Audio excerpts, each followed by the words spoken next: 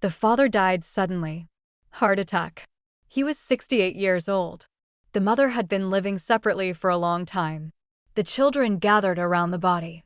The eldest son stood silently. The daughter screamed. The youngest son looked at the floor. Each thought only of themselves. The funeral was the next day. The body was cremated. The children argued over who should pay for the services. The eldest son said he had already spent money on flowers. The daughter said it was her money because the father had promised her support once. The youngest son remained silent. After the funeral, they left. The father's house remained empty. The eldest son demanded it be sold. The daughter said she wanted to keep the items as memories. The youngest son wanted everything for himself. The argument became a fight. They started insulting each other. They spread accusations on social media. A week later, the daughter took the house documents. She disappeared for 2 days, ignoring calls from her brothers. When she returned, the eldest son found that she had taken some valuable items. Complaints were useless. She said it was hers because the father had once told her, "This is for you."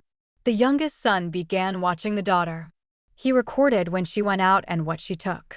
He found that she had sold old furniture and jewelry. He showed it to his brother. The eldest son wanted to call the police. The daughter said she had not broken the law. The police did not intervene. After a month, they stopped communicating. Each lived their own life. The eldest son worked on fixing the house. The youngest son rented an apartment near his job. The daughter moved to another city. The house remained empty. The father's debts remained. The eldest son tried to pay them. The youngest son refused to help. The daughter did not answer. The debts piled up. Creditors called daily. The eldest son paid in installments. He became nervous and could not sleep at night. After 6 months, the house had to be put up for sale.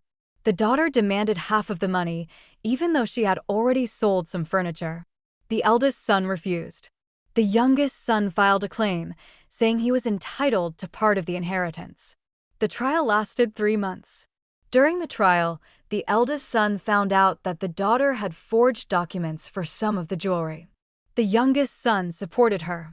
They filed a claim together, saying the money from the sale should go to them. The judge gave part of the money to the daughter and part to the eldest son. The youngest son received a percentage from the jewelry. Since then, they did not speak.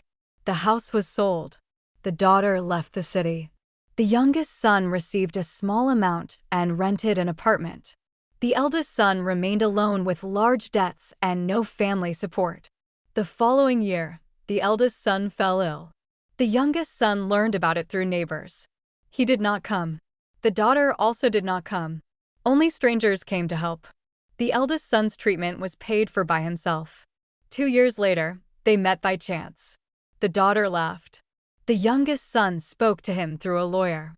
The eldest son could not say anything. He realized the family was over. They became strangers. There was no forgiveness, no support. Only money and insults. The house, money, possessions, even the last memory of the father, all became sources of conflict. The children became strangers because of envy, greed, and lack of respect. The eldest son was left alone with pain and debts. The eldest son decided not to contact them again. He deleted all numbers. He did not write on social media. The house was sold. The daughter and youngest son moved to different cities. The eldest son remained alone with a broken life. Year after year, they did not see each other. Each lived their own life. The eldest son worked, paid debts, bought food and medicine. The daughter ran a business and spent money on herself.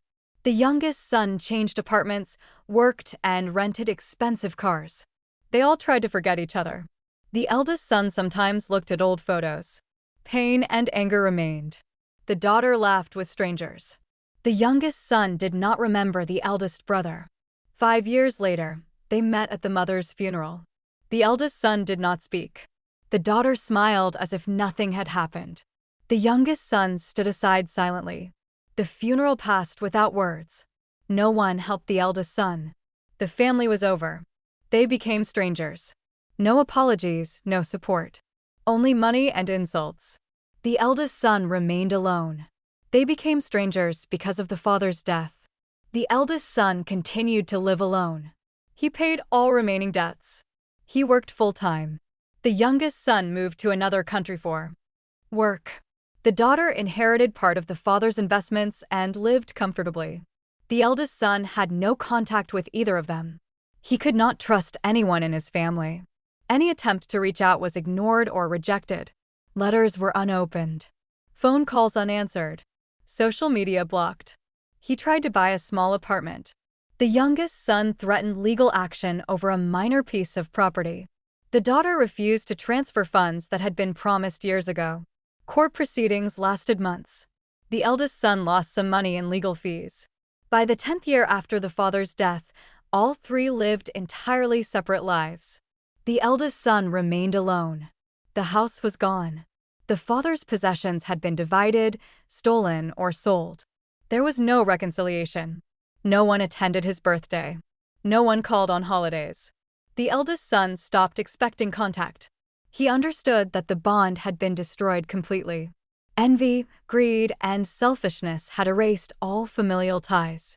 Any emotional connection that existed before the father's death had vanished.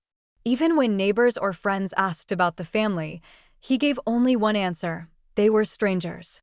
He repeated this to himself daily. He worked, paid bills, ate, slept, and survived. 10 years later, he received news that the daughter had a child. He did not visit. He received news that the youngest son had financial troubles.